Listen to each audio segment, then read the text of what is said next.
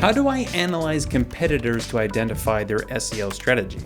Conducting a thorough competitor analysis to gain insights into their SEO strategies is one of the best ways to assess what you need to do for your website. Before diving in, identify the main competitors in your niche or industry. You should analyze websites that are ranking high for keywords relevant to your business and examine their website's on-page optimization, meta description, headings, and keyword usage. Look for patterns in their content strategy and identify the keywords they are targeting. Additionally, assess their inbound link profile to understand how they earn their links. High quality and relevant links can significantly impact a website's search rankings. Check their content marketing efforts closely, such as blog posts, infographics, and videos, in order to gain a full picture of what type of material resonates best with their target audience. The last thing to analyze is their social media presence and engagement. Social media plays a pivotal role in driving traffic and creating brand recognition. Utilizing SEO software tools will also allow you to gather metrics related to their website performance, traffic levels, and rankings. In summary, you want to identify your main competitors, examine their on-page optimization,